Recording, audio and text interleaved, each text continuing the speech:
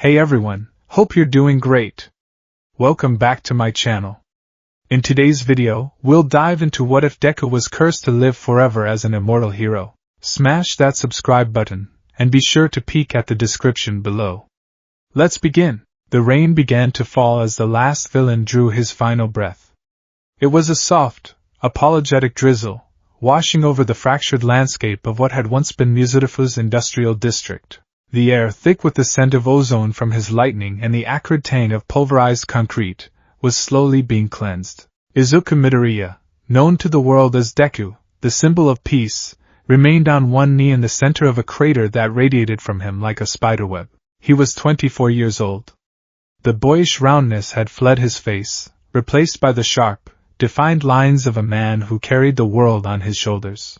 A fine latticework of old scars mapped his arms and hands, each a story of a life saved, a battle won. His costume, the familiar gamma suit, was shredded in a dozen places, the green fabric dark with grime and blood, none of it his own, thankfully. His breath came in ragged, deep gulps, the storm of one for all receding within him, leaving behind a profound, bone-deep exhaustion that felt heavier than any building he had ever lifted. Across from him, impaled on a twisted spear of his own crystallized life force, was the man who had caused all this. Kageyama Hisashi, who called himself Eternus. His quirk, anathema, was a horror of biomanipulation, allowing him to drain the life force from living things to fuel his own strength and create constructs of raw, decaying energy. For 3 weeks, he had cut a swath of death across Japan, aging heroes to dust and withering cities into ruin. Now, his reign was over. The light in Eternus's eyes was fading, his body already beginning to flake away like old parchment. But he was smiling. It was a ghastly, bloody grin that split his face. "You've won, symbol of peace," he rasped, a sound like dry leaves skittering across pavement. "You always do.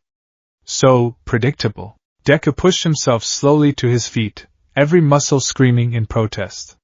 He kept his guard up, a flicker of black whip coiling around his forearm. "It's over, Kageyama. Over?" Eternus coughed, a spray of dark, necrotic energy puffing from his lips. "No. This is the beginning. A new chapter, for you." His eyes, pits of chilling nihilism, locked onto Izuku's. "I've watched you. I've studied you. Izuku Midoriya. The boy who sacrifices everything. Your body, your future, your peace, all for them. For a world that will chew you up and forget you ever existed, just as they forgot All Might." The mention of his mentor's name sent a sharp pang through Izuku's chest. "You don't know anything about him. Or me." Eternus's laugh was a wet, gurgling sound. "I know everything. I know your greatest strength is your greatest weakness. Your endless, reckless, beautiful self-sacrifice. So, I prepared a gift, a parting gift, from a dying man to the hero who killed him." With a speed that should have been impossible for a man at death's door, Eternus lunged. It wasn't an attack. It was a desperate, final grasp. His hand, already desiccating and skeletal, clamped onto Deku's bicep. Izuku felt no pain. Instead, a cold unlike anything he had ever experienced flooded his body. It wasn't the chill of Todoroki's ice or the creeping frost of a winter morning. This was a profound, soul-deep void, an absolute zero that extinguished the fiery warmth of one for all where it touched. Black, ink-like tendrils of energy, visible only to him, slithered from Eternus's palm, burying themselves in his skin, weaving through his muscle and bone, making for the stellar core of his quirk. Within the vibrant, thrumming nexus of one for all, the vestiges cried out in a silent, psychic chorus of alarm. "Seventh! What is this?" The voice of Nana Shimura, sharp and frantic. "It's leeching! It's anchoring itself to the core!" Daigoro Banjo roared, his own spectral form flickering. "Midoriya, my boy, get him off you! Now!" All Might's voice, a ghost of its former boom, was laced with a terror Izuku had never heard from him. Izuku tried to pull back, to unleash a smash, but his body was locked in place. The cold was paralyzing, seeping into every cell. He could only watch as Eternus's grin widened, his face now inches from his own. "You sacrifice everything for others, symbol of peace," Eternus whispered, his voice the final exhalation of a dying world. So I will give you the one thing you can never sacrifice, your own life. I curse you with permanence. I curse you to be the unblinking eye that watches the world you love crumble. You will see every friend you hold dear wither and turn to dust. You will watch their children grow old and die, and then their children's children. You will stand as a lonely, forgotten monument on the ashes of everyone you ever saved. That is my victory, my anathema, my final masterpiece, is you. The black tendrils converged on the heart of One for All, not to snuff it out, but to entwine with it, to merge. It felt like a parasite latching onto a star. The cold solidified, becoming a permanent part of him. A single, perfect, tear of blood rolled from Eternus's eye, and then, he was gone. His body disintegrated into a cloud of fine, gray dust, leaving nothing but the tattered remains of his clothes. The hand on Izuku's arm vanished. The oppressive cold receded, but it didn't disappear entirely. A sliver of it remained, a tiny, dark seed planted deep within his soul, forever tangled with the bright legacy of his quirk. The rain fell harder. Izuku stood there, trembling, not from cold or exertion, but from the violation. He looked at his arm, where the villain had grabbed him. There was no mark. Nothing. Deku! The shout was a guttural roar, familiar and grounding. A series of controlled explosions propelled a figure through the rain-soaked sky. Katsuki Bakugo, his hero costume dynamite somehow looking pristine even amidst the chaos, landed heavily a few feet away, his crimson eyes sweeping the scene. You finished the job, nerd? He grunted, kicking a piece of rubble. Closed behind him. A wave of ice formed a smooth ramp, and Shoto Todoroki slid down it, his expression as placid as ever, though a flicker of concern showed in his heterochromatic eyes. From the other direction, Ochako Uraraka floated down gently, her cheeks flushed with exertion, her eyes wide with worry. Izuku! Are you okay? She asked, her voice cutting through the fog in his mind. She rushed to his side, her hands hovering, afraid to touch him in case he was injured. Izuku forced a smile. It felt brittle, like a mask of glass. I'm fine, Ochako. He's gone, Bakugo scoffed, nudging the pile of dust with his boot. Damn creep. Went out like a coward. What was that last-ditch grab he pulled on you? Izuku's hand went instinctively to his bicep. I don't know. He said some things. Todoroki's gaze was analytical. He walked over, his presence a calm, steadying force. What kind of things? Izuku hesitated. How could he explain the feeling? The soul-deep cold? The screaming of the vestiges? How could he repeat the villain's insane, venomous prophecy without sounding like he was losing his mind? He cursed me, he said, the words sounding hollow and absurd as soon as they left his mouth. He said I was cursed to live forever. To watch everyone I love die. There was a beat of silence, broken only by the drumming of the rain. Then Bakugo let out a short, harsh laugh. Seriously? That's his big finale? Spooky ghost stories? Dying villains say crazy shit, Deku. It's in the job description. He was just trying to get in your head. Uraraka's brow was furrowed with genuine concern. She placed a gentle hand on his arm, her touch warm and real. He was a monster, Izuku. He wanted to hurt you one last time. With words. Don't let him. Kaken is right, Todoroki added, his voice low and reasonable. A quirk that grants immortality is unheard of, especially one transferred through a simple touch. It defies all known quirk science. It was an empty threat, Midoriya. A psychological attack. They were right. Of course, they were right. It sounded like something out of a comic book, not real life. A villain's final, pathetic attempt to sow fear. The cold he felt was probably just the lingering effect of Eternus's life-draining power. The vestiges were just on edge after a long fight. He nodded, forcing the brittle smile to seem more genuine. Yeah, you're right. I'm just exhausted. It was a long fight. Ochako's expression softened with relief, and she squeezed his arm. Let's get you back. You need rest. We all do. As they turned to leave the desolate battlefield, Izuku glanced back at the pile of dust that was once a man. Eternus's final words echoed in his mind, a venomous whisper beneath the sound of the rain. You will watch them turn to dust. He shook his head, pushing the thought away. It was just an empty threat. It had to be. 3 months passed. The city healed, as cities always did. The scars on the landscape were filled in with new steel and glass, and the memory of Eternus began to fade from the public consciousness, another ghost in a long line of defeated villains. Life for Izuku Midoriya settled back into its strange, demanding rhythm. It was a life lived in the brilliant, blinding spotlight of being the symbol of peace, punctuated by precious, stolen moments of quiet normalcy. It was in one of those quiet moments that the seed of unease, planted in the rain-soaked crater, began to sprout. He was in a small, comfortable apartment he shared with Ochako. The evening sun cast long, golden rays through the window, illuminating dust motes dancing in the air. The scent of ginger and soy sauce hung in the air from the dinner Ochako was making. It was a perfect domestic peace. Oh! He looked up from the hero report he was reviewing. Ochako was standing by the counter shaking her hand, a hiss of pain on her lips. You okay? He asked, already getting up. Yeah, just stupid, she said with a self-deprecating smile. Grabbed the side of the pan. It's not bad. He took her hand gently. A bright red mark was already blistering on her palm. He guided her to the sink, running cool water over it. Her skin was soft, warm, and utterly, achingly human. He remembered a time when the thought of breaking her would have terrified him. Now, his control over One for All was so absolute that his touch was as gentle as anyone else's. You need some burn cream, he said softly. It's in the cabinet, she replied, leaning her head against his shoulder for a moment.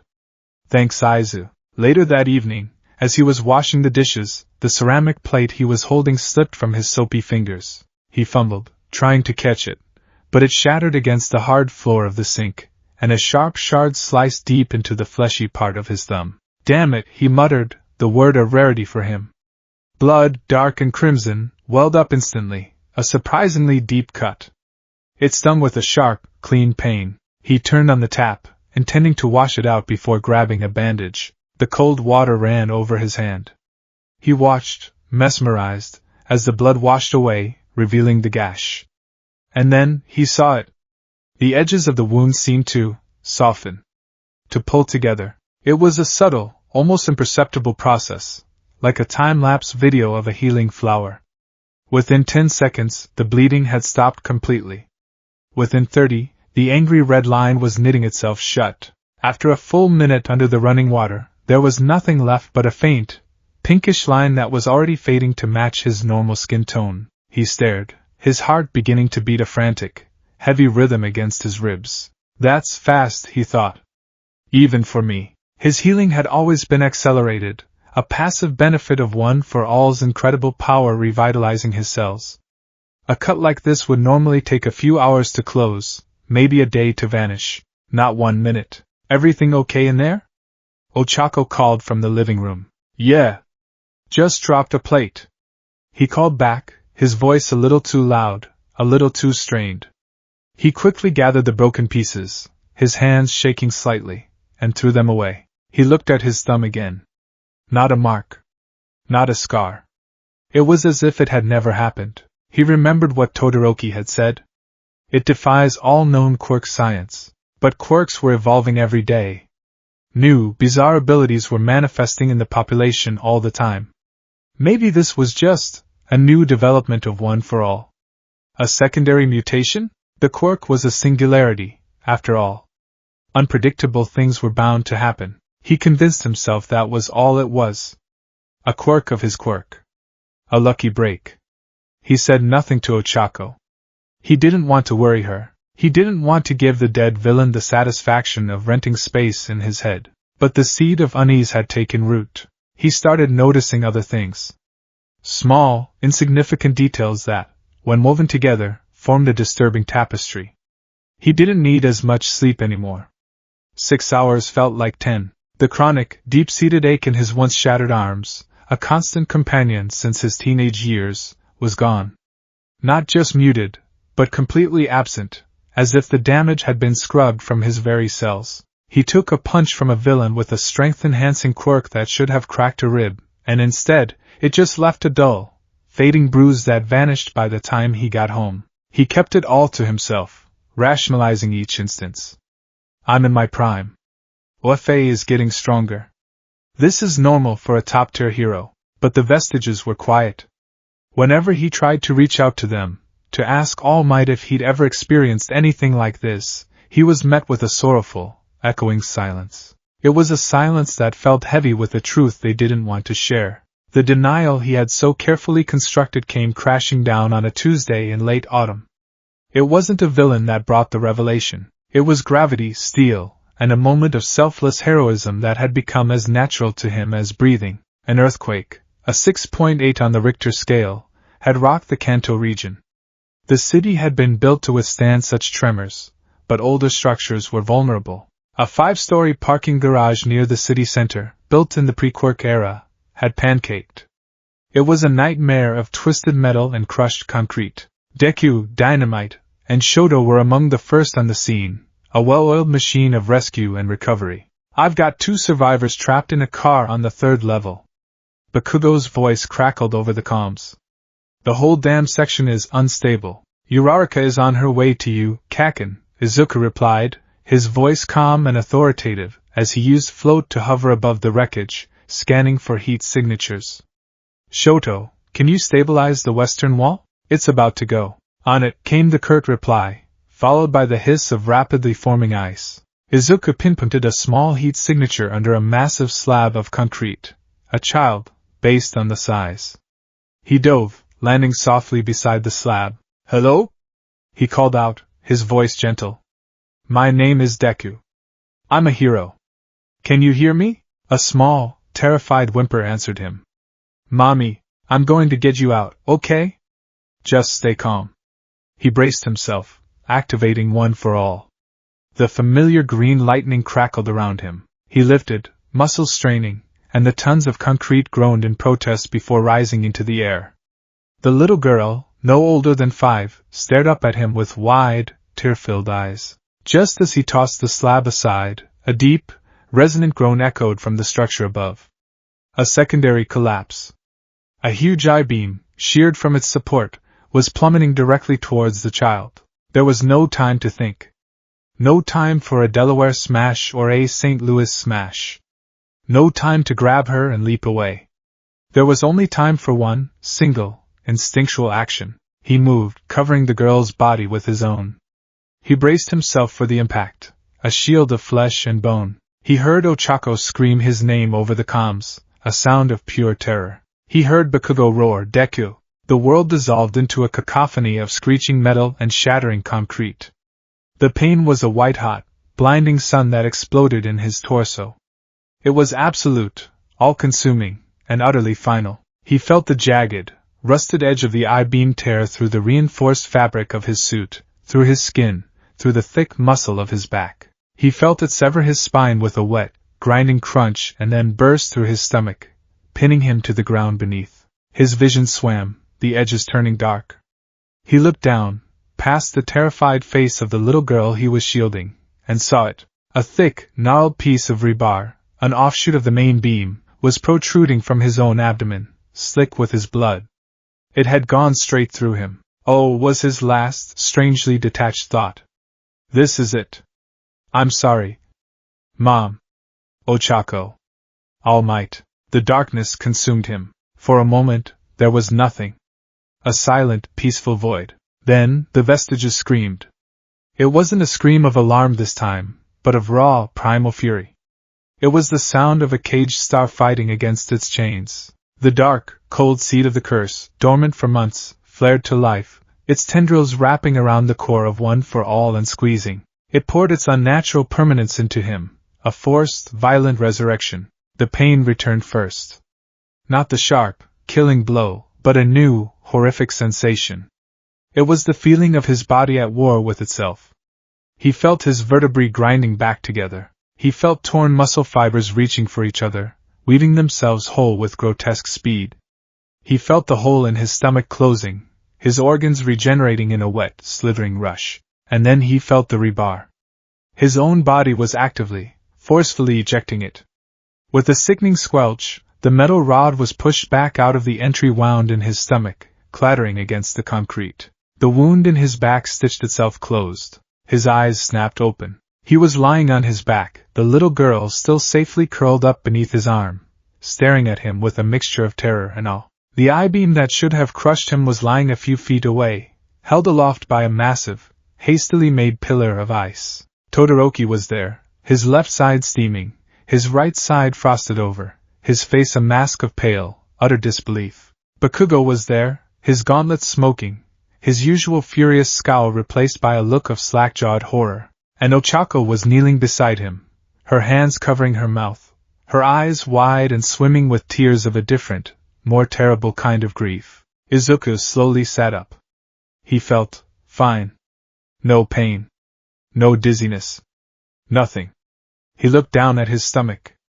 His suit was torn, revealing the pale, unblemished skin beneath. There was no hole. No blood.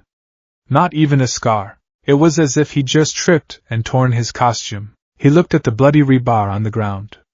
He looked at the horrified faces of his dearest friends.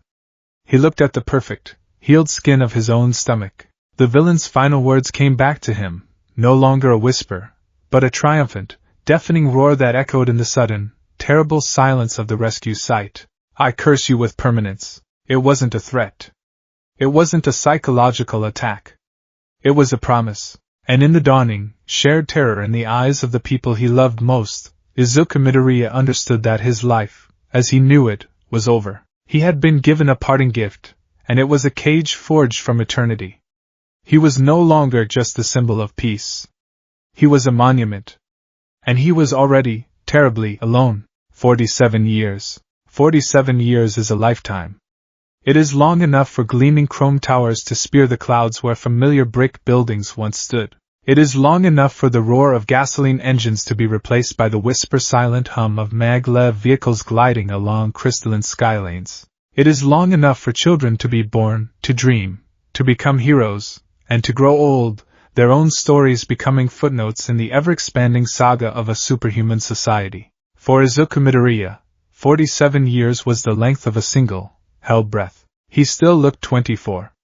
The curse, the villain's parting gift, was ruthlessly efficient. It wasn't a stasis field. It was a state of perpetual, violent renewal. Every cell that died was instantly replaced by a perfect, youthful copy. Every strain, every ache, every gray hair that dared to sprout was scrubbed away by the relentless, unnatural tide of immortality. Outwardly, the world saw Deku, the evergreen hero, age gracefully. It was a lie meticulously crafted by a handful of trusted government officials and the last remnants of his inner circle. A touch of professionally applied makeup to add lines around the eyes for media appearances. A subtle shift in posture to suggest the onset of middle age. A carefully curated public persona that spoke of wisdom gained, not of a body trapped in amber.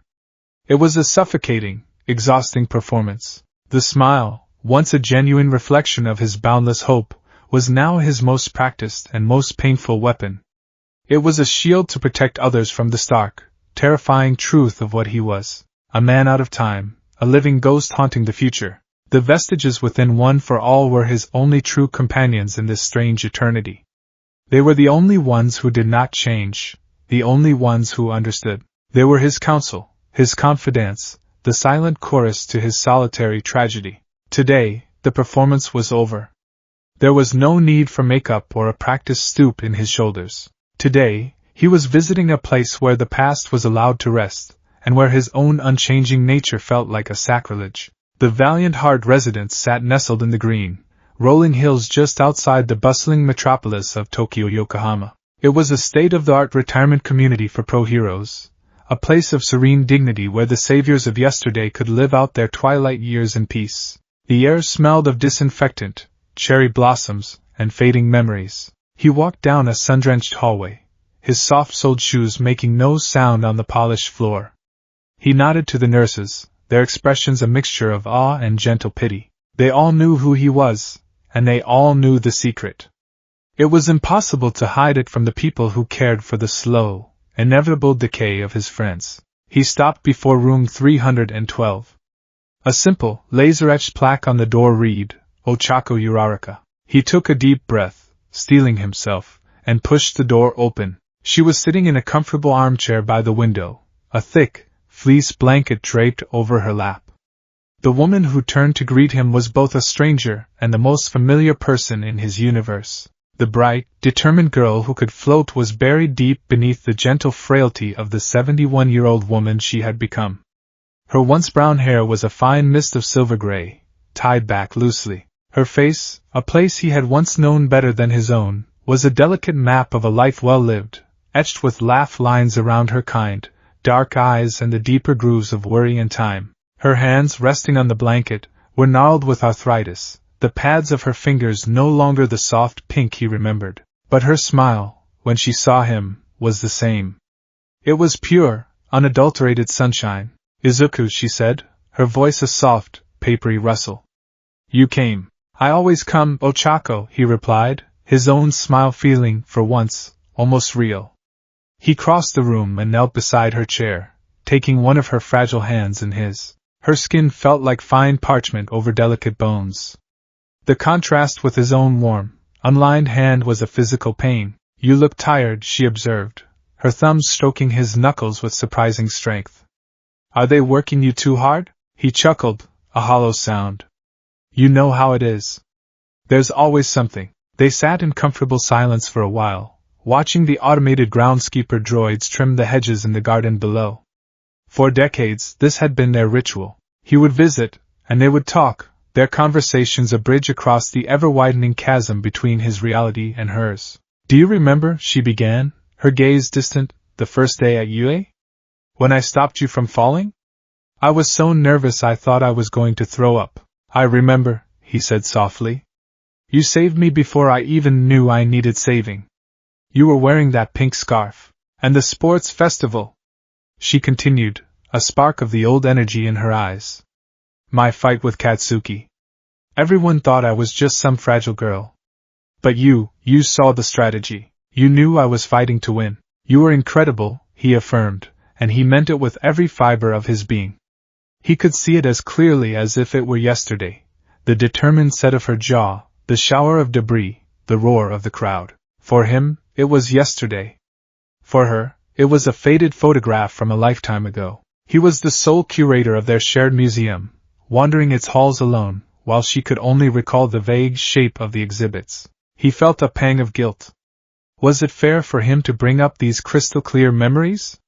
Did it only serve to highlight what she had lost to the fog of age? As if reading his mind, she squeezed his hand. "It's good that you remember it all so clearly, Izuku. It means it won't be lost. It means we won't be lost." Her gaze drifted from his face to his hand, then up his arm. He knew what she was seeing. The smooth skin, the defined muscle, the complete absence of time's touch. He saw a flicker of profound sadness in her eyes, a grief not for herself, but for him. "It's not fair, is it?" she whispered. "Not for you," he couldn't answer. He could only hold her hand tighter. The injustice wasn't the aging, or the dying. That was the natural order of things, the price of a life lived. The injustice was him, the one who had to stay behind. "I saw Mitsuki last week," she said, her voice growing weaker.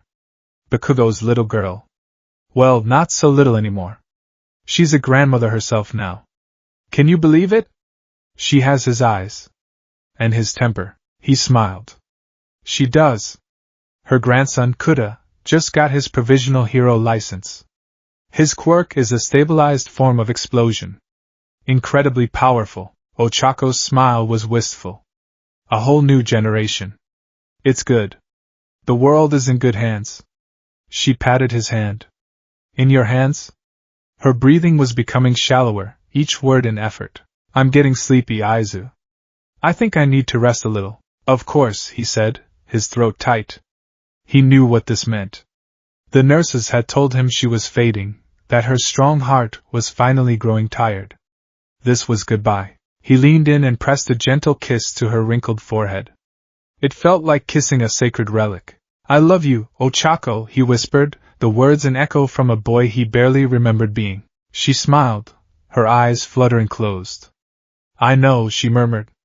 "My hero." He stayed kneeling by her side until the rhythm of her breathing softened into the deep, slow cadence of sleep. He gently placed her hand back on the blanket, stood up, and walked out of the room, closing the door softly behind him. He didn't look back. He couldn't. As he walked down the sterile hallway, away from the last vestiges of the girl he had fallen in love with, he thought about her quirk. Zero gravity. For her whole life, she had defied the pull of the earth. But in the end, it always won. It pulled everyone back down to it, sooner or later. Everyone but him. 6 months after Ochako's peaceful passing, a summons came from a different kind of sterile room. A private, state-of-the-art medical suite at Muzurifu General Hospital, a place where money and power fought a losing battle against mortality. Katsuki Bakugo had always burned twice as bright as anyone else, and he had paid the price for it. A lifetime of using his volatile quirk, of pushing his body past every conceivable limit, had taken its toll. His heart was a wreck, his lungs were scarred, and his body was a road map of battles won at great cost. At 71, he looked 90. He was a king on a broken throne, raging against the dying of the light. When Izuku entered the room, the rhythmic beeping of a heart monitor was the only sound. Bakugo was propped up in bed, a tangle of tubes and wires connecting him to the machines that were keeping him alive. One eye was milky and blind, the result of a villain's attack 3 decades prior. His famous spiky hair was thin and white, clinging to his scalp, but the eye that could see was still sharp, and it locked onto Izuku with the same fiery intensity it had held on the first day they met. "Took you long enough, you damn nerd," Bakugo rasped, his voice a gravelly remnant of its former explosive roar. Izuku pulled a chair to the bedside. He tried to smile, but he couldn't manage it. "Not here." "Kaken," was all he could say. Bakugo's good eye scanned him from head to toe, a flicker of something unreadable, anger, envy, pity, in its depths. "You look like a damn ghost.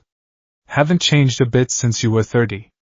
It's creepy as hell. The doctors said you were asking for me." "Don't change the subject," Bakugo grunted, a cough rattling his thin frame. He waved a dismissive, trembling hand. All of this, it's pathetic. Lying here, waiting for the damn machine to flatline." He glared at Izuku. "But you don't ever have to face this, do you?" It wasn't an accusation. It was a statement of fact, raw and stripped of all pretense. In this room, with death as a chaperone, there was no room for lies. "No," Izuku said quietly. "I don't." They were silent for a long moment. It was a silence filled with 60 years of shared history, a childhood of misguided bullying, a teenage rivalry that forged them both in fire, a professional partnership that became the bedrock of hero society for half a century. They were two halves of the same whole, a push and pull of ideals that had saved the world more times than either of them could count. "Do you regret it?" Bakugo asked, his voice suddenly softer. The question caught Izuku off guard. "Regret what?" "That day.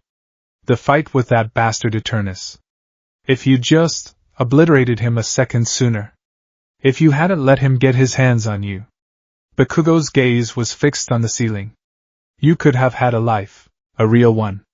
With round face. Could have grown old and useless, like me." Izuku looked at his oldest friend, his rival, the man who had pushed him to be better than he ever thought he could be. He saw the regret in Bakugo's own eye, regret that he couldn't have been there, couldn't have blasted the villain to atoms before he laid his cursed hand on Izuku. "No, Kaken," Izuku said, and the truth of it resonated deep in his soul. "I don't regret it." He would have found another way to hurt people.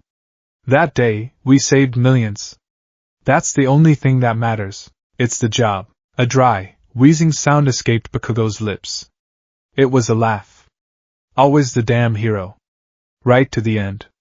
He turned his head on the pillow, his gaze locking with Izuku's. The fire was banking, but it wasn't out yet. "Stop looking at me with those damn sad eyes, Deku.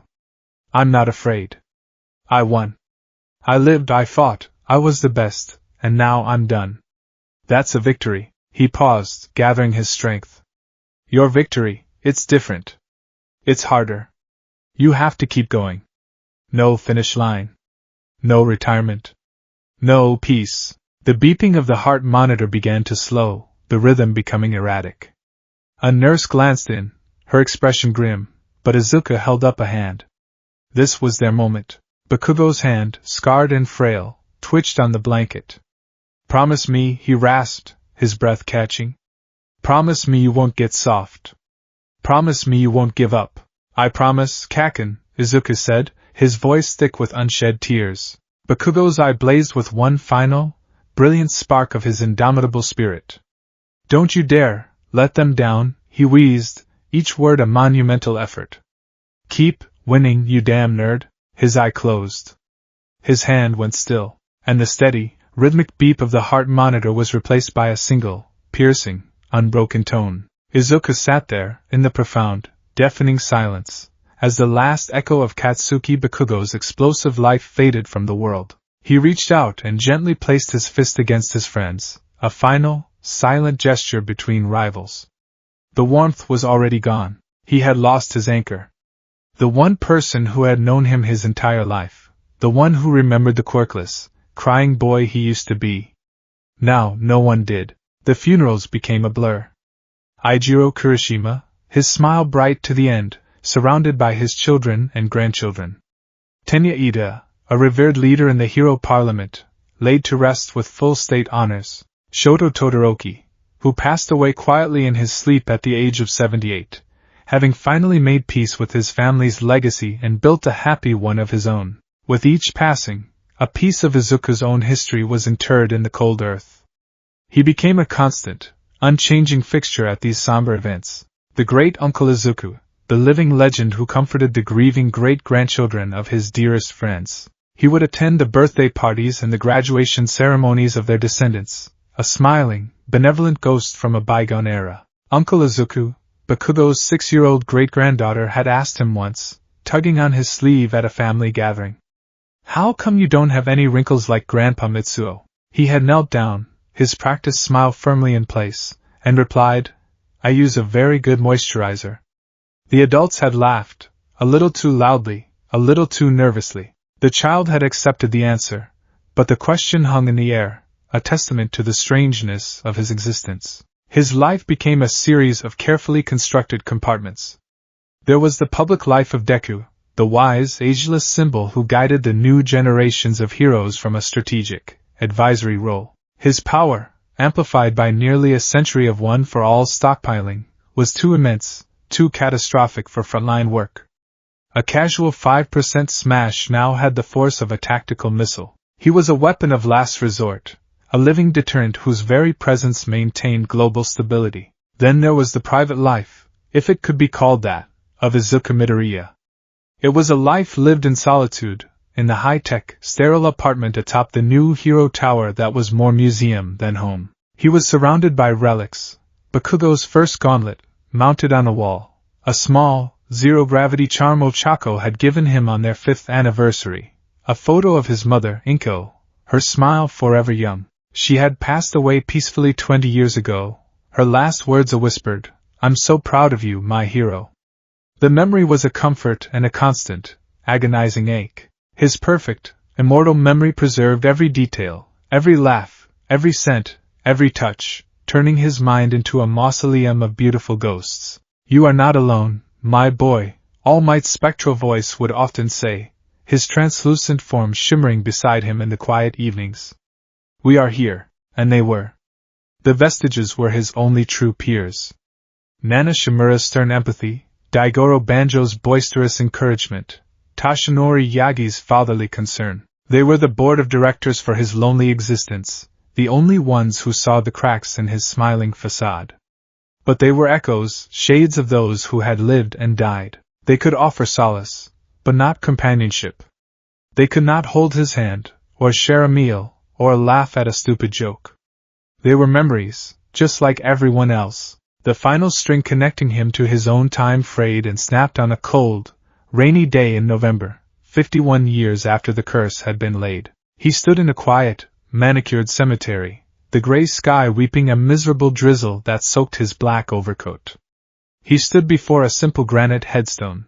"Tsuyu Adri, beloved mother, grandmother, and hero, call me Tsu, the last of them. The last member of the original Class 1A. She had lived a long, happy life, raising a family and serving as a beloved aquatic rescue hero until her retirement. Now she was gone too. He looked around. The few other mourners, her elderly children and their middle-aged offspring, had already retreated to their cars, driven away by the cold and the rain. He was the only one left. He reached out a hand, his fingers tracing the cold, wet letters of her name. He remembered her calm, reassuring voice during the USJ attack. He remembered her blunt honesty, her unwavering loyalty. He remembered a girl with a frog-like quirk who became one of the bravest people he had ever known. The rain mingled with the silent tears on his face. He felt the cold of the tombstone, a cold that felt so much like the one Eternus had planted in his soul all those years ago. The world he had been born into was now officially a history lesson. The friends who had shaped him were names in a textbook. The vibrant, chaotic, hopeful era of his youth was over. The history book was closed. And he was the only one left to read it. He stood there for a long time, the rain washing over him, a lone, unchanging statue in a graveyard of memories. He was Deku, the evergreen hero, the symbol of peace. But in that moment, as the last light of his own time was finally extinguished, he had never felt less like a hero. He was just Izuku Midoriya. And he was completely, and utterly, alone. 150 years. A century and a half is an eternity. It is long enough for nations to rise and fall, for languages to drift and evolve into new dialects, for the very coastlines of continents to be redrawn by the patient hand of the sea. In the hyper-accelerated world of quirks, it was the span of several distinct historical epochs. From his apartment on the 500th floor of the Aegis Spire, Izuku Midoriya had watched it all. He had seen the dawn of the sixth quirk generation, the conceptuals, whose powers bent the laws of physics in ways that made his own incredible strength seem quaintly primitive. He had witnessed the construction of the orbital rings, shimmering bracelets of light that now circled the globe, ferrying cargo and citizens on magnetic streams. He had watched the city below shed its skin a dozen times, the familiar landmarks of his youth, the parks, the train stations, the very ground where UA High School once stood, buried under kilometers of sentient architecture and shimmering, holographic advertisements that danced in the polluted air. The world he had been born to save was now a museum piece, a collection of faded photographs and digital archives he sometimes visited late at night, a lonely pilgrim at the altar of his own past. His immortality was no longer a secret. The charade of aging had become impossible to maintain around the 50-year mark. The reveal had been a global phenomenon, a carefully managed press release that had shaken the foundations of society. At first, there was disbelief, then fear, then a strange, global acceptance. He was a fact of life, a constant as reliable as the rising of the sun. He was Deku, the evergreen hero. A living myth. Children learned about him in history class, right alongside the dawn of quirks and the rise and fall of All for One. He and his friends, the legendary Class 1A, were spoken of in the same reverent tones as the gods of ancient mythologies. They were the founders, the first companions, the pantheon of the golden age of heroes. Bakugo Katsuki, Dynamite, was remembered as the personification of heroic fury, the unstoppable rage. Ochako Uraraka Uravity was the compassionate heart of the founders, a saint of heroism. Shoto Todoroki, simply Shoto, was the embodiment of balance. And Izuku was the unmovable center, the undying king of their pantheon. This morning, the myth was preparing for a meeting. He stood before a floor-to-ceiling smart crystal window, the city sprawling below him like a circuit board of light. He no longer wore a hero costume. His daily attire was a simple, dark gray, quasi-military uniform of functional, self-repairing nanofibers. It was practical, understated, and devoid of personality. It was the uniform of a function, not a person. He looked at his reflection in the window. The face of a 24-year-old man stared back, the same face he had seen every morning for over a century. The same unruly shock of green hair, the same constellation of freckles, the same wide, green eyes. But the eyes were different. They held a stillness, a profound, glacial weight of memory that no young man should possess. They were the eyes of a mountain that had witnessed the birth and death of forests on its slopes. A soft chime echoed through the silent apartment. "General Takeda is waiting in the briefing room, sir." A pleasant, synthesized female voice announced from an unseen speaker. "Thank you, Lyra," Izuku replied, turning from the window. The briefing room was deep in the heart of the Aegis Spire, a subterranean fortress shielded by layers of kinetic dampeners and reality-anchoring technology designed for the sole purpose of withstanding a full-power tantrum from its most famous resident.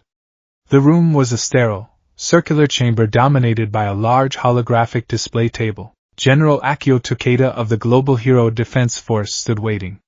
He was a stern, imposing man in his late 50s, his uniform crisp, his face a mask of disciplined respect.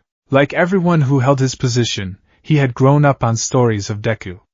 To now stand in the same room was an experience akin to a theology scholar being granted an audience with the deity. It was an honor wrapped in a thick blanket of primal fear. "Sir," Takeda said, offering a stiff, formal bow. Izuku had long since given up trying to get people to stop calling him Sir. "General," Izuku replied with a nod, his voice a calm, even baritone. "Report. We have a situation, sir.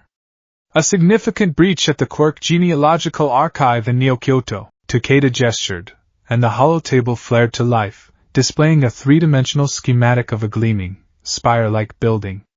Red alerts pulsed over several sectors. "The culprit is a new player. Calls himself Idolona. A file appeared in the air next to the schematic. It showed a blurry security feed of a figure that seemed to shimmer and phase, its form indistinct, like a glitch in reality. "His quirk is difficult to classify," Takeda continued, his unease palpable. "We're calling it digital embodiment. He seems to be able to transform his consciousness into raw data, allowing him to infiltrate any network system. He's not a hacker, sir. He becomes the hack." Izuku studied the data, his mind processing the information with the speed of a supercomputer. For 150 years he had done this. He had studied, learned, and adapted. He was fluent in a dozen languages, held advanced degrees in theoretical physics, quark dynamics, and macroeconomics from universities that had long since crumbled to dust. His mind was a fortress of knowledge, his only defense against the crushing obsolescence he felt creeping at the edges of his soul. "What did Idolona take?" Izuku asked. "That's the most alarming part," Takeda said, swiping his hand to bring up another series of files. They were encrypted gene sequences. "He didn't steal weapon schematics or state secrets. He stole the foundational genetic markers for a dozen of the most powerful quirk lines. The Todoroki lineage. The Yaoyorozu line. The Bakugo line." He paused, his expression grim. "And yours, sir? The base DNA sequence taken when you first registered as a hero." Izuku's posture didn't change, but a cold stillness settled over him. The vestiges within him stirred, a chorus of alarm and anger. "He's trying to replicate us." The second wielder, Kudo, hissed in his mind. "Impossible. One for all is more than just genetics, but the potential for misuse is catastrophic, my boy," All Might added, his spectral form flickering with worry at the edge of Izuku's consciousness. "In the wrong hands, even a flawed copy could create chaos. His motives are unclear." Takeda went on, oblivious to the silent council meeting happening within the hero before him. "But the potential to engineer artificial quirks of that magnitude, it's a threat on a global scale, and you cannot apprehend him," Izuku stated. It wasn't a question. "Correct. He has no physical body to restrain. Our digital countermeasures are useless. Every time a hero team gets close, he simply dissolves into the network and reappears miles away. You can't punch a ghost in the machine, sir." The words hung in the air, a perfect summation of Izuku's deepest fear. He was a fist. A shield. A living battering ram forged to fight tangible threats. But the world had changed. The villains were no longer just men with powerful bodies. They were ideas, data streams, philosophical contagions. The battlefield had shifted from the streets to the abstract realms of cyberspace and the human psyche. "So you need a different kind of hero," Izuku murmured. "We need your guidance, sir," Takeda corrected, though they both knew the truth. "Your strategic experience is unparalleled. We have a team of conceptuals on standby. Team Chimera. We need you to direct them, to anticipate Idolona's next move." Izuku looked at the holodisplay, at the complex data streams and the shimmering, ghostly image of their new enemy. A profound sense of weariness washed over him, a soul-deep exhaustion that his ageless body could never feel. He was a relic, a god of a forgotten religion, being asked to interpret the scriptures for a new generation who worshipped at a different altar. "Assemble the team," Izuku said, his voice betraying none of his internal turmoil. "I'll direct the operation from here." Takeda bowed again, a look of immense relief on his face. "Thank you, sir. The world is in your debt." As the general left, Izuku was left alone in the silent, cold room. He stared at his own file on the screen, at the face of the hopeful, terrified 16-year-old boy from the UA registry, a ghost from another life. The world was not in his debt. He was in its. He owed it an eternity of vigilance, a penance for the curse that had made him its jailer. The Aegis Command Center was Izuku's true home now. A vast, cavernous space buried a mile beneath the spire, it was a cathedral of information. A 360-degree holographic display enveloped the room, showing a live, shimmering globe made of pure data. Information flowed across its surface like weather patterns, news feeds, energy grids, hero movements, market fluctuations.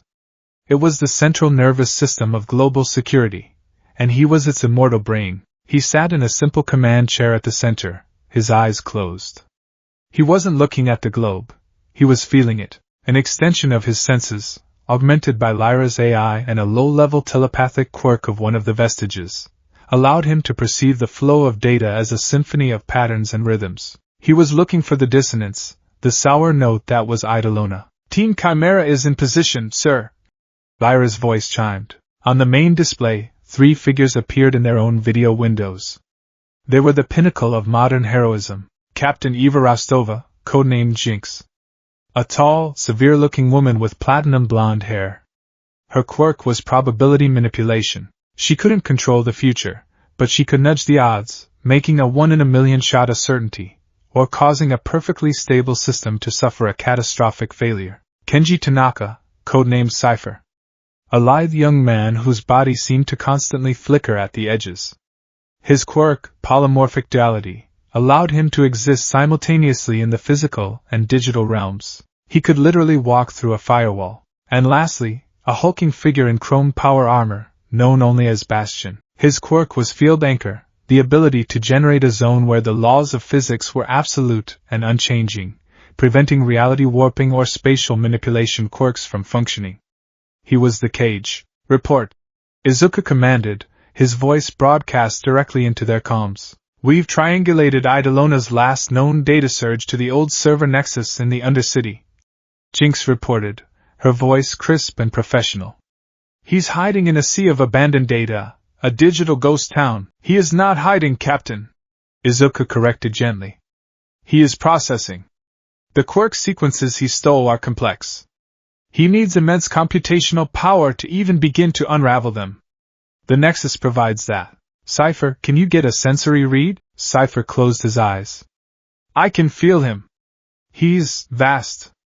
Spread out across the entire network like a mycelial colony. He's not in one server. He's in all of them at once." "Then we don't try to catch him," Izuku said, his strategy forming instantly from centuries of experience. "We give him a reason to coalesce. Lyra, locate the primary coolant mainframe for the Nexus." A section of the digital map glowed. "Located, sir." "Jinx," Izuku instructed. "I need you to create a cascade failure in that mainframe. A 50-year flood of bad luck. Make it look like a natural consequence of decaying infrastructure." Jinx grinned, a feral, unsettling expression. "With pleasure. Nudging the universe now. As the system begins to overheat, Eidolona will be forced to consolidate his consciousness into the most stable, protected server core to avoid data corruption," Izuku explained. "Cypher, you will track that consolidation. The moment he is fully integrated into a single point, Bastion will activate his field, locking him in physical space. We are not catching a ghost. We are forcing him to become a man." It was a brilliant, elegant strategy born of a mind that had seen 1,000 variations of this game played out over the decades. The members of Team Chimera executed their orders with flawless precision. For them, it was an honor to be a scalpel in the hands of the master surgeon. But as he watched them work, a familiar ache settled in Izuku's chest. He remembered the thrill of the fight, the feeling of the wind in his hair as he leaped between buildings, the solid, reassuring presence of his friends at his side. He remembered the simple, brutal calculus of a punch. See the villain. Hit the villain. Save the person. Now he was this detached, omniscient voice, moving living chess pieces across a board he could see but never touch. He was essential, but he was not present. He was a commander sending soldiers into a battle he could no longer fight. The plan worked perfectly. Jinx's subtle nudges sent the ancient coolant system into a spectacular, cascading failure. Alarms blared across the Nexus. As predicted, Idolona's sprawling consciousness began to retreat, pulling back from the failing servers like a receding tide, consolidating into a single, hardened data core at the heart of the facility. "He's coalescing!" Cypher yelled. "He's all in one place! Bastion, now!" Izuku commanded. The armored hero slammed his fists into the ground. A visible dome of shimmering, golden energy erupted outwards, enveloping the entire server core. Within the dome, the laws of reality snapped into sharp, unforgiving focus.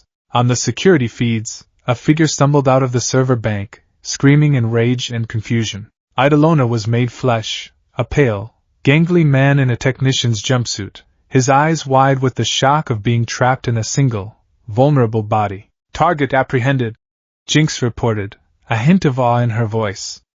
"The Evergreen hero doesn't miss." The mission was a success. The stolen data was recovered. A global catastrophe was averted. But as the congratulations flooded the comms, Izuku felt nothing. No triumph. No relief. Just the quiet, hollow echo of a purpose fulfilled. He was about to sign off when a frantic call came through a priority channel. "Sir! It's the surface team near the Nexus!" An panicked voice shouted. "The feedback from Bastion's anchor field, it's destabilized the superstructure above them. We have a collapse! A whole city block is coming down." Izuku's eyes snapped open. On the main display, a live feed showed a terrifying sight.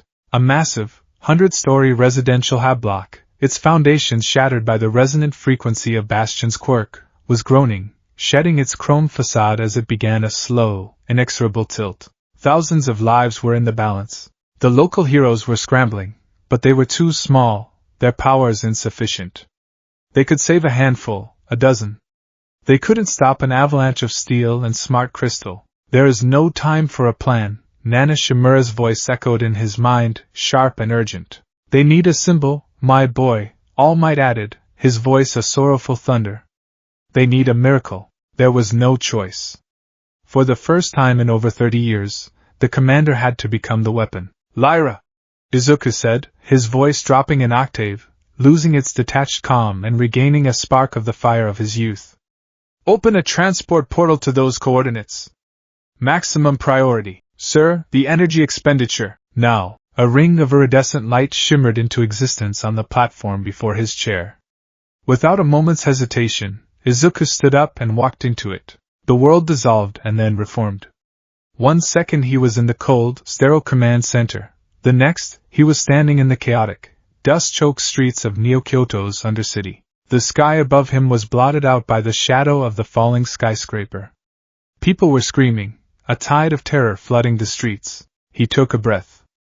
The air was thick with fear and grit, and it felt more real than anything he had breathed in decades. Green lightning, a sight unseen by the public for a generation, began to crackle around him, a corona of impossible power.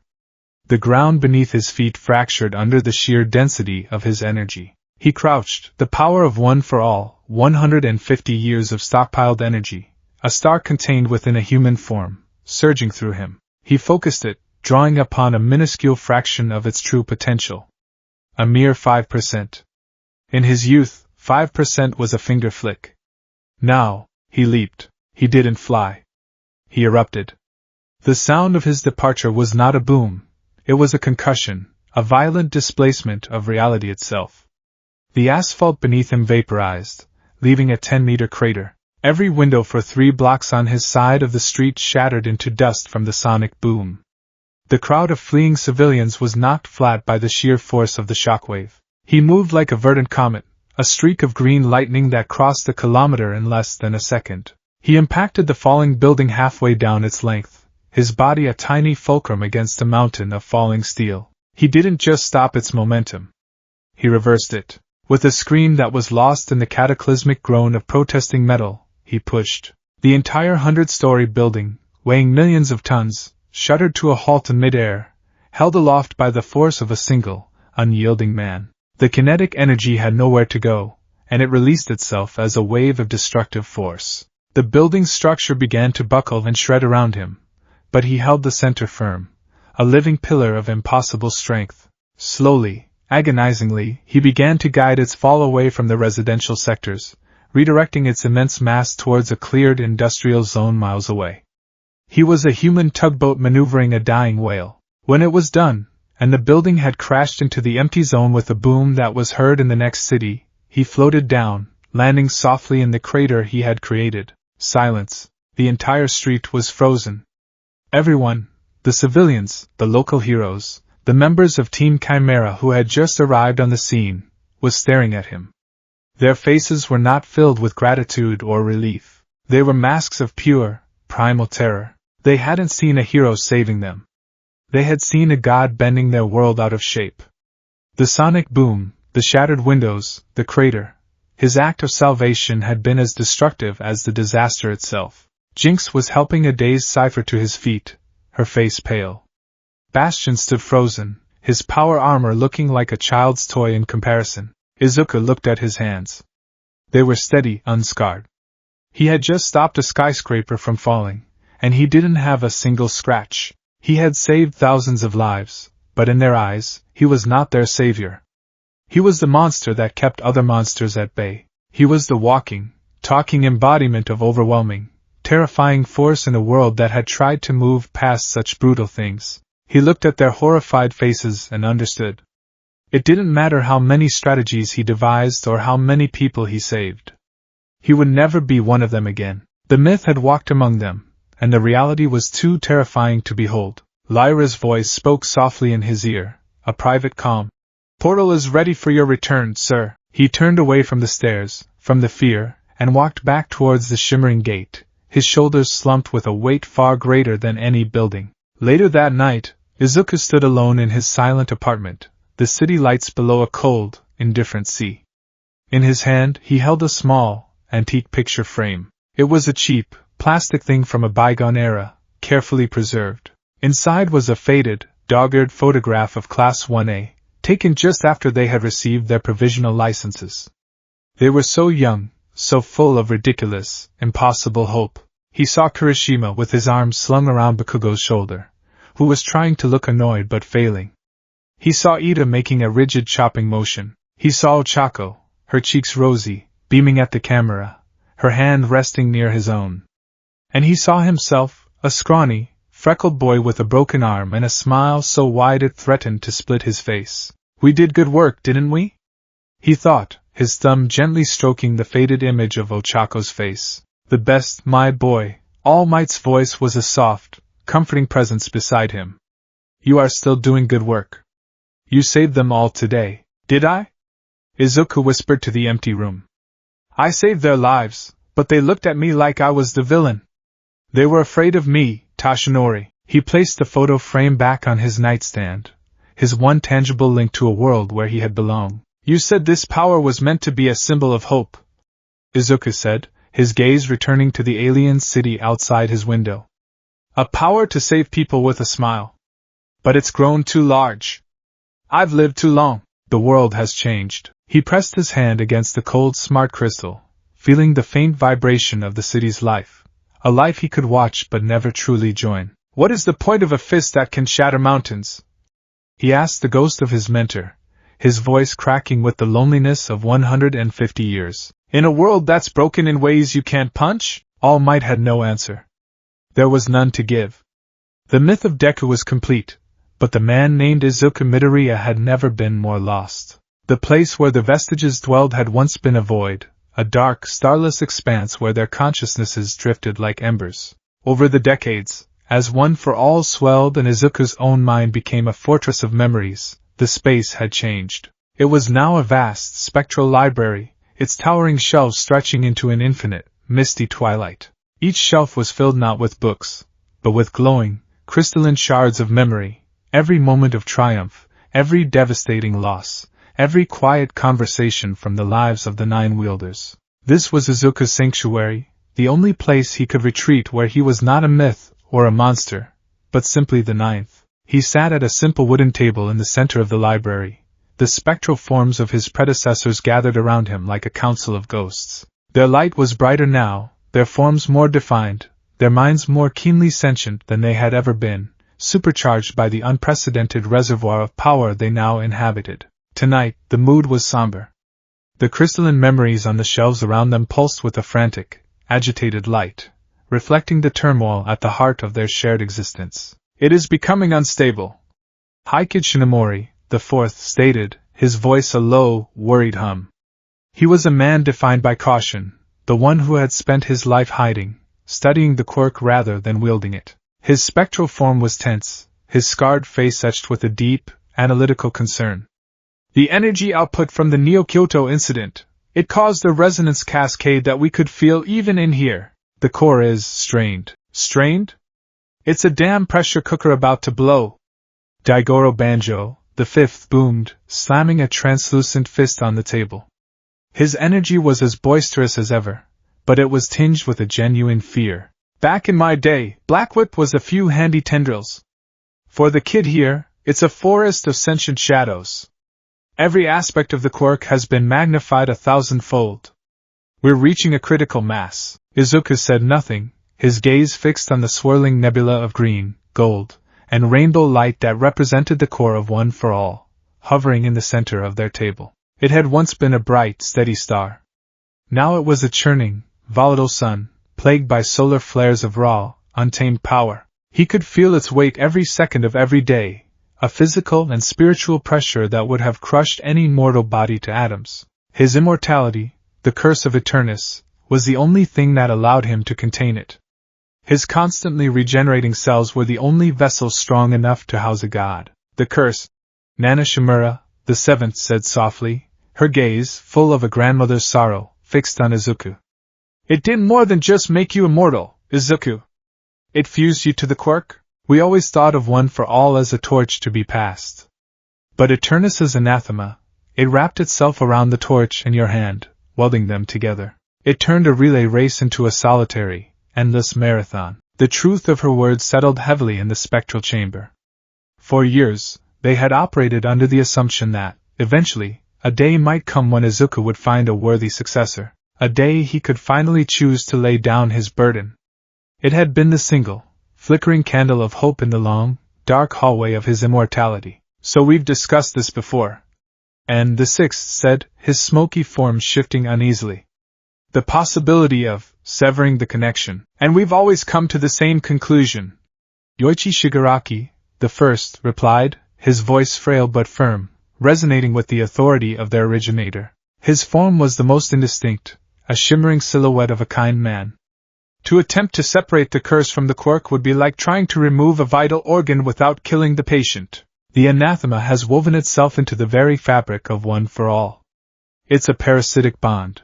If the host, Izuku, were to somehow die, the parasite would likely consume the quirk entirely, causing it to detonate with the force of a supernova." He paused, his ghostly eyes finding Izuku's.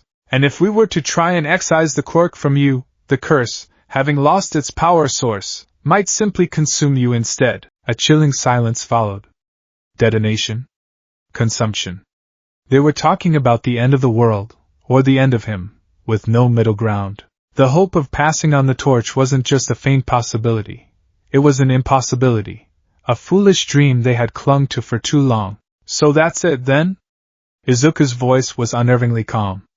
"There's no way out. I am the last. The line ends with me." It wasn't a question. It was a eulogy. A eulogy for the legacy he was meant to continue, for the future 9th, 10th, and 11th wielders who would now never exist. The beautiful, heroic chain forged by Yoichi and his brother's evil was now just a shackle, and he was the final, permanent link. Tashinori Yagi's form, skeletal and gaunt even in this spectral realm, shimmered as he placed a comforting hand on Izuku's shoulder. The touch had no substance, but Izuku felt its warmth. My boy. All Might began, his voice thick with a ghostly sorrow. I am so sorry. I passed this on to you to give you a chance to be a hero, not to sentence you to this prison. Izuku looked up at his mentor, at the man who had given him everything. He saw the guilt that had haunted Tashinori for over a century. It's not your fault, All Might, he said, the words an old, familiar refrain. You gave me a life. This is just the epilogue. He stood up, the spectral library dissolving around him as his consciousness returned to his physical body. The weight of One for All seemed to press down on him, heavier than ever before. It wasn't just a power anymore. It was his tomb. A glorious, incandescent, world-saving tomb. The weeks following the Neo-Kyoto incident were a blur of damage control. The world had seen Deku's true power, and it was terrified. Conspiracy theories bloomed in the dark corners of the OmniNet. He was an alien, a government weapon, a harbinger of the Quirk's singularity. The Global Hero Defense Force worked overtime to spin the narrative, painting his intervention as a calculated, necessary act of force, but the fear lingered. Trust, once broken, was a difficult thing to mend. Izuku retreated further into his isolation. He handled his duties from the Aegis Spire, his interactions with the outside world mediated by Lyra's synthesized voice and holographic avatars. He became more myth and less man than ever before. He spent his free time in the training simulators, vast chambers that could replicate any environment and any threat. Here, he did not have to hold back. Here, he could unleash the storm. He stood in the center of a simulated empty desert, 1,000 miles of virtual sand stretching in every direction. Lyra, initiate Protocol Chimera, he commanded. Acknowledged. The AI replied, her voice calm. Spawning high-fidelity combat avatars of Class 1A, Golden Age specifications. One by one, they shimmered into existence around him. A young, ferocious Bakugo, grinning with feral glee. A stoic, powerful Todoroki, ice and fire already crackling around him. A determined Kirishima, his skin hardening to diamond. Uraraka, Ida, Yayorozu, all of them, 21 strong, standing before him in their prime, their faces a gallery of beloved ghosts. Objective, incapacitate target, the simulation announced. Begin. They attacked as one, a perfectly coordinated storm of quirks and combat prowess that had once been the stuff of legend. Bakugo's AP shot screamed towards him. Todoroki's heaven-piercing ice wall erupted from the ground. Dark shadow lunged from Tokoemi's form, a ravenous beast of the void. Izuku didn't move. He simply activated One for All. Not at 5%. Not at 10. He let the floodgates open to a level he hadn't touched in decades. 30%. The world turned green. The air itself screamed as it was ionized. A dome of pure, kinetic force erupted from him, a silent, emerald shockwave. Bakugo's explosion was snuffed out like a candle in a hurricane. Todoroki's glacier, a mountain of ice that could have stopped an army, vaporized into steam. Dark shadow shrieked and dissolved into nothingness. The entire team of avatars, his friends, his family, were flung back and disintegrated into pixels before they could even comprehend what had happened. The simulation ended. Threat neutralized. Time elapsed, 0.8 seconds. Izuku stood alone in the empty, silent desert, the green lightning still crackling around him. His breath didn't even catch. The power he had just used was, to his current state, a pittance. An afterthought. He had become a god fighting the ghosts of children. A profound, soul-crushing despair washed over him. He fell to his knees in the virtual sand. This was his power. The legacy of 8 brave souls, the hope of the world, had become so immense, so absolute, that it had elevated him beyond the very concept of a fair fight. It had isolated him completely. What was the point of strength if there was no one left to stand beside you? What was the meaning of a victory that was always, inevitably assured? It's too much, he whispered to the empty room, his voice raw. It's too heavy. We know, Ninth. Kudo's voice was uncharacteristically gentle in his mind. We carry it with you. But their shared burden didn't make it lighter. It only meant more souls were trapped alongside his own. Driven by a desperate, illogical sliver of hope, Izuku began to search. If he couldn't pass One for All on, perhaps he could find someone, something to share the burden with. He spent weeks poring over the Global Quark Registry, a database containing information on every registered quark on the planet. He cross-referenced genetic markers, power manifestations, psychological profiles. He was looking for a needle in a haystack the size of a galaxy. He was looking for a quarkless child. His own story was the template. A worthy soul, a heroic heart, trapped in a powerless body. That was the perfect vessel, the blank slate upon which One for All had been written. For decades, he and the Vestiges had theorized that giving the quirk to someone who already possessed one was what had drastically shortened the lifespans of the previous wielders. Their bodies, their very souls, couldn't handle the strain of two quirks. Heike Shinomori had died at 40. All Might, quirkless, had wielded it for 40 years. He, quirkless and immortal, had held it for 150 and counting. The problem was, quirkless individuals no longer existed. The last naturally born quirkless person had died 73 years ago. Quirk expression had become a fundamental aspect of the human genome. It was as common and as expected as having 2 arms and 2 legs. His desperate search yielded nothing but dead ends and statistical impossibilities. The world had evolved past the need for a story like his. His search, however, did not go unnoticed. One evening, as he was scrolling through endless genealogical charts, a priority alert flashed on his screen. It was a summons from General Takeda, an urgent, in-person meeting. He met Takeda not in the sterile briefing room, but in a small, private office high in the spire. The general looked older than he had a few weeks ago, the stress of the Neo-Kyoto incident having carved new lines on his face. "Sir," Takeda began, foregoing the usual formalities. "We need to talk about your recent activity." He gestured to a secure datapad on his desk. "You've been making deep inquiries into the Global Quark Registry. Specifically, you've been searching for quirkless candidates." Izuku remained impassive. "It was a personal research project. With all due respect, sir, nothing you do is personal anymore," Takeda said, his voice firm but respectful. "Your every action has global ramifications. The algorithm flagged your search patterns." The High Council was alerted. "They are concerned." "Concerned about what?" Takeda hesitated, choosing his words carefully. "They are concerned you are looking for a successor." The words hung in the air, heavy with implication. "The world saw what happened in Neo-Kyoto," Takeda continued. "They saw the power you command. A power that has been tempered by a century and a half of your wisdom, your restraint, your morality. The Council, and I, we can't imagine that power in the hands of someone else. A child. An unknown quantity. What if they don't share your ethics? What if they can't control it? The very idea of passing on One for All is now considered an existential threat to global stability." Izuku felt a cold, bitter irony wash over him. The ultimate act of heroism, the passing of the torch, was now considered the ultimate act of terrorism. The world didn't want a new hero. It wanted its benevolent, predictable, immortal jailer to stay right where he was. "You don't have to worry, General," Izuku said, his voice flat. "Passing it on is not an option. It was a theoretical exercise." Takeda visibly relaxed, a wave of relief washing over his features. "Thank you for clarifying, sir. That will put the Council at ease." He paused, a flicker of genuine human curiosity breaking through his professional demeanor.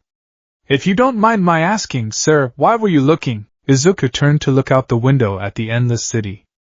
"I was looking for hope, General," he said softly.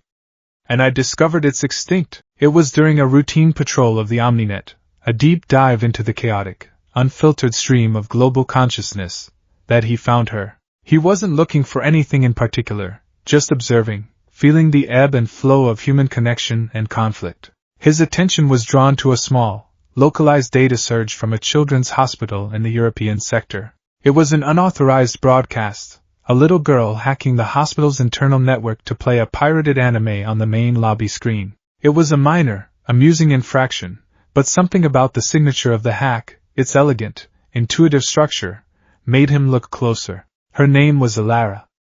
She was 8 years old. And she was dying. She had a rare genetic disorder, a mutation so complex it didn't even have a name yet. Her body was systematically failing to properly integrate with her own quirk. Her power was a form of mild technopathy, the ability to intuitively understand and communicate with machines.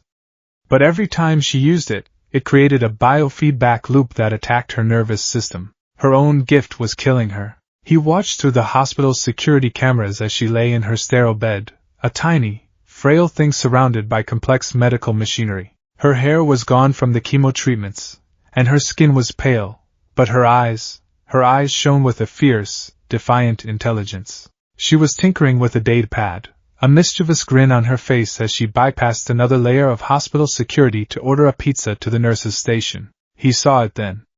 The spark. The same indomitable, heroic spark he had seen in the eyes of his friends. The same spirit that made a young boy with broken bones run toward a monster to save a childhood bully. A spirit that refused to be broken, even when faced with the impossible. But there was something else. He tasked Lyra with running a deep dive analysis on her medical files, her genetic code. The results came back, and they hit him with the force of a physical blow. Her condition, the cellular decay caused by her quirk, was creating a unique side effect. It was systematically erasing her quirk factor from her DNA. In a few months, if she lived that long, her body would have completely purged her quirk. She would be quirkless, the last quirkless child in the world. He sat in his command chair, the hum of the Aegis Center fading into the background. He was looking at a ghost. A statistical impossibility. A dying little girl in a hospital bed half a world away who represented the one thing he had given up on. Hope. But it was a monstrous hope. A terrible, selfish thought began to form in the deepest, most desperate part of his soul. If I give her one for all, it would not only save her, it would overwrite her faulty DNA. The sheer life force of the quirk would burn away her illness. She would live. She would be strong. She would be a hero. The thought was a venomous temptation. He could save this child. He could end his own lonely vigil. He could finally pass on the torch and be free. The curse was bound to him, yes, but maybe if the transfer was to a vessel this perfect, this pure, it would be enough to break the bond. Maybe the combined will of the vestiges, focused on a new host, could shatter the anathema. It was a 1 in a billion long shot, but it was a shot nonetheless. No. All Might's voice was a thunderclap in his mind, full of horror and shame. My boy, you cannot even think it. This is not our choice to make. You would be damning her to the same fate as you. Or worse, the world would hunt her. Takeda's council would see her as a weapon to be controlled or destroyed. He's right, Ninth, Nana Shimura added, her voice trembling. We cannot pass on our burden. We cannot make a child carry this weight. It would be the greatest villainy of all. The voices of the others rose in a chorus of agreement, of horrified refusal. They were the guardians of his conscience, pulling him back from the precipice of a truly monstrous decision. He knew they were right. To save her by giving her this power would be to condemn her to a life of isolation, of fear, of being a living weapon. It would be a selfish act, a desperate grasp for his own peace at the cost of her soul. He leaned back in his chair, the internal conflict tearing him apart. He closed the connection to the hospital. He deleted Alara's file from his private server. He had to forget her. He had to let her go, but he couldn't. For the next few days he was haunted by the image of her face, by her defiant, mischievous eyes. He saw in her the legacy he was supposed to create, the future he was supposed to build, a future he was now single-handedly preventing from being born. The weight of One for All was no longer just the pressure of its immense power, or the sorrow of his immortal prison. It was the crushing, unbearable weight of a choice he knew he could never make. A choice between his own selfish desire for an ending and the soul of a single, dying child. He was the world's greatest hero. And for the first time in 150 years, he felt like a villain. The National Hero Museum, formerly the Musudorf Museum of Modern Art, was an anachronism. It was a squat, brittlest structure of concrete and steel, a relic from the 21st century stubbornly refusing to be swallowed by the gleaming, organic architecture of the 23rd. It was one of the few places in the ever-changing city that Izuku could still recognize, a familiar anchor in a sea of alien progress. Inside, the air was cool, still, and reverent, smelling of climate-controlled sterility and old, preserved history. It was a place Izuku visited perhaps once a decade, a pilgrimage to the tomb of his own youth. It was a form of self-inflicted torture, a way to remind himself that the man he had been was truly, irrevocably dead. Today, he wore a disguise. Not a sophisticated holographic cloak or a piece of advanced technology, but a simple, old-fashioned combination of a loose, hooded jacket, dark glasses, and a nanoweave scarf that subtly altered the sound of his voice. He kept his head down, his posture slumped, trying to blend in with the sparse afternoon crowd. He was just another history buff, another tourist paying respects to the past. The main exhibit, the one that drew the largest crowds, was entitled The Golden Age, the Rise of the Symbol of Peace. It was, in essence, the Izuku Midoriya show, a towering, holographic statue of him in his prime, smiling that famous, brilliant smile, stood at the entrance, his fist raised to the sky. Schoolchildren on field trips would stare up at it with wide, worshipful eyes, their teachers recounting the legends of the evergreen hero. He bypassed it quickly, the sight of his own canonized image making his stomach churn. He was not interested in the myth. He was here for the relics. He was here to see his ghosts. He entered the hall dedicated to Class 1A. Each of his friends had their own alcove, a shrine to their memory. The first one he came to belong to Katsuki Bakugo. Behind a pane of reinforced plexiglass, mounted on a stand of black velvet, was a single gauntlet. It was the older model, the massive, grenade-shaped one from their second year at UA, battered and scarred from 100 battles. A small plaque beneath it read, "Gauntlet, Great Explosion, Murder God Dynamite." This early model allowed the hero to focus his explosive sweat for his signature AP shot technique. Izuku reached out, his gloved fingers hovering just above the glass, a strange, painful longing rising in his chest. He didn't see a museum piece. He saw Kaken, sweat-drenched and grinning after a grueling training session, meticulously polishing the weapon's casing. "You gotta take care of your gear, you damn nerd!" A ghost voice, young and full of arrogant fire, echoed in his mind. "This ain't a toy. It's an extension of me. It's gotta be perfect." He remembered the smell of nitroglycerin and ozone that always clung to his friend. He remembered the weight of that gauntlet, how he tried to lift it once, and nearly thrown his back out. He remembered the sheer, terrifying power it could unleash, and the incredible, pinpoint control Kaken had wielded. The exhibit displayed the weapon, but it couldn't capture the spirit of the boy who wore it. Only Izuku could remember that. He moved on, the faces of the patrons around him a blur. He passed Tenya Ida's alcove, which displayed a shattered piece of his leg armor from the fight with Stain, the metal warped and twisted. He remembered Ida's rigid, passionate speeches about honor and duty, the way his hands would chop the air. He had been the moral compass of their class, the engine that drove them all to be better. Now he was a piece of broken armor and a plaque. The next alcove stopped him cold. It was Ochako's. Her display was simpler. It held her second-year hero helmet, the pink, bubble-like visor cracked slightly on one side. Next to it was a small, unassuming object that made his heart clench like a fist, a single, worn-out pink flip-flop, the kind one might buy for a few yen at a convenience store. The plaque for the helmet was standard, but the one for the shoe was more personal. A personal effect of the hero Uravity. According to her journals, she wore these on her first unofficial date with fellow hero and lifelong partner, Deku. She kept them as a memento for the rest of her life. A memory, so vivid it was painful, flooded him. A hot summer evening. They were 17. They had snuck away from the dorms to a local festival, a tiny, fleeting moment of normalcy in their chaotic lives. He had won her a cheap, stuffed rabbit at a ring toss game, and she had laughed, a sound like wind chimes. Her flip-flop had broken, and he had carried her home on his back, her arms wrapped around his neck, her chin resting on his shoulder. He could still feel the warmth of her skin, smell the sweet scent of cotton candy in her hair. He remembered her whispering in his ear, "This is the best date ever, Izuku." Her voice full of a hope so bright it had felt like it could light up the world. He pressed his forehead against the cool glass, his eyes squeezed shut, fighting back a wave of grief so powerful it threatened to bring him to his knees. It wasn't the distant, managed sorrow he usually lived with.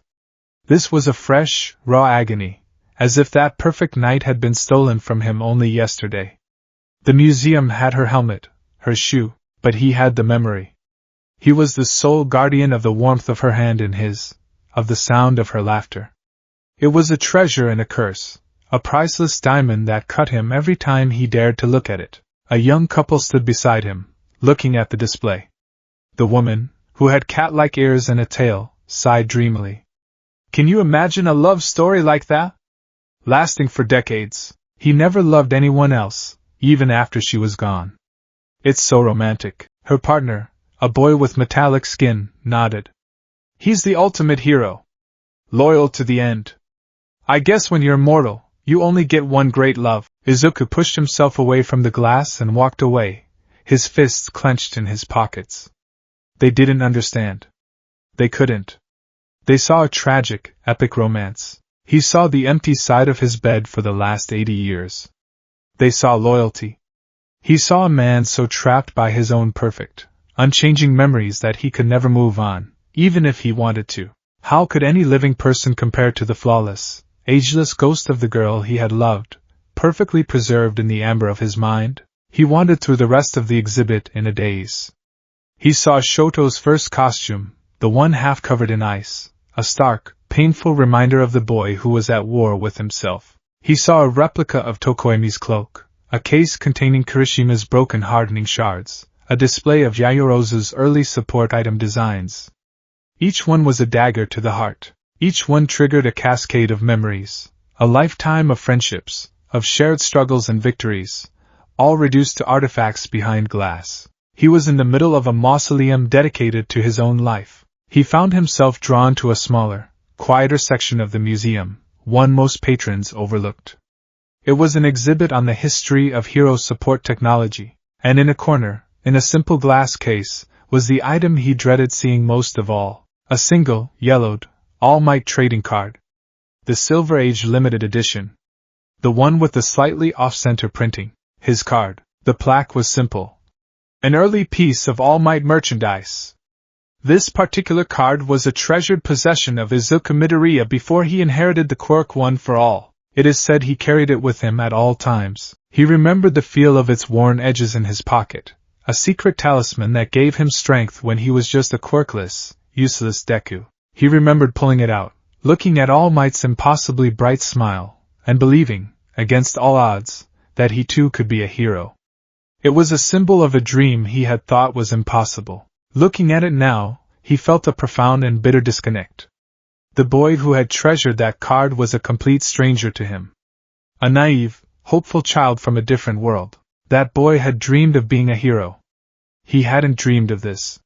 He hadn't dreamed of the loneliness, of the crushing weight of eternity, of becoming a living god so powerful he terrified the very people he was sworn to protect. Had he honored that boy's dream? Or had he, in becoming the ultimate hero, destroyed the very humanity that had made the dream worthwhile in the first place? The weight of the question was suffocating. He turned to leave, to flee the suffocating atmosphere of his own past, when a voice cut through his haze. It's a powerful thing, isn't it? Izuku froze. He turned to see a young woman standing beside him. She was a university student, judging by the satchel of data pads slung over her shoulder. She had warm, intelligent eyes and a curious, open expression. She wasn't looking at him, but at the card in the display case. To see something so small, so ordinary, she continued, her voice soft but clear, that held the seed of something so monumental. It's like looking at the first photograph of a star just before it goes supernova. He said nothing, his vocal modulator making his breathing sound even. He hoped she would just move on, but she turned to him, her head tilted slightly. You've been here for a while. You've looked at every exhibit in this hall. Most people just rush through to see the big stuff, Dynamite's gauntlets, or the evergreen hero's first costume. But you're looking at the details. You're not just a tourist, are you? You're a historian, something like that. Izuku mumbled, his modulated voice a low rumble. I'm studying the Golden Age, she said, her enthusiasm infectious. Specifically, the psychological impact of heroism on the first generation of UA graduates. It's my doctoral thesis. She gestured vaguely at the exhibits around them. We have all this data, all these artifacts. We have their mission reports, their public statements. But we don't have the truth. Not really. We don't know what it felt like. She looked back at the holographic statue of Deku at the entrance, a thoughtful frown on her face. Take him, for instance. The evergreen hero. We deify him. We see him as this perfect, unchanging symbol of stability and strength. But he was a man once. A boy. He lost everyone he ever loved. He's watched the entire world he knew die. He's been alone for over a century. Her gaze then, with a startling intensity, met his. It was as if she could see right through his disguise, right through the layers of time and myth, and into the weary soul beneath. After all this time? She asked, her voice dropping to a near whisper, a question of genuine, heartfelt curiosity. After everything he's lost, everything he's seen, what makes him keep going? The question struck him with the force of a physical blow. It was the question he asked himself every morning when he woke up and every night before he entered his restless, dreamless sleep. It was the question the vestiges whispered in the quiet moments. It was the question at the very heart of his cursed existence. He should have walked away. He should have given a non-committal shrug and disappeared back into the anonymous crowd. But her gaze was so earnest, her query so pure, that it bypassed the walls he had spent a century building around his heart. He looked from her searching eyes to the displays of his fallen friends, to the memory of the laughing girl he had carried on his back, to the trading card of the hero who had started it all. He thought of the constant, humming pressure of One for All, the weight of a power that could shatter the planet.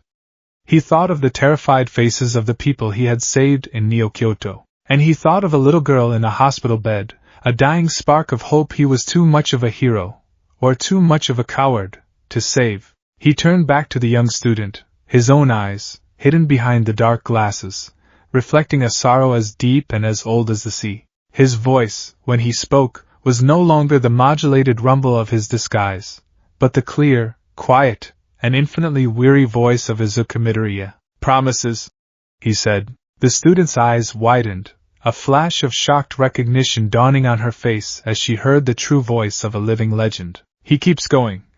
Izuku continued, his gaze becoming distant, looking not at her, but through her, into the vast, lonely expanse of his own past.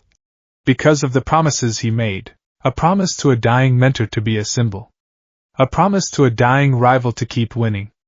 Promises to every friend, every person he ever saved, that their lives, their sacrifices, would mean something. That he would build a world worthy of their memory. He took a shaky breath, the confession of his own heart a heavier weight than any skyscraper. He keeps going because he remembers their faces. And if he stops, if he falters, then they all die a second time. And he's the only one left who still remembers their names. He turned and walked away, leaving the stunned, speechless student standing alone in the Hall of Ghosts. He didn't look back. He fled the museum, bursting out into the harsh, unfamiliar sunlight of the 23rd century, his heart aching with the fresh, bleeding wounds of 150 years of goodbyes. The student's question echoed in his mind, a relentless, torturous refrain. What makes you keep going? He had given her the hero's answer. The noble answer. The truth he had told himself for a century. But as he disappeared into the anonymous crowds of the city, a darker, more honest answer rose from the depths of his soul. What makes me keep going? I don't know how to stop.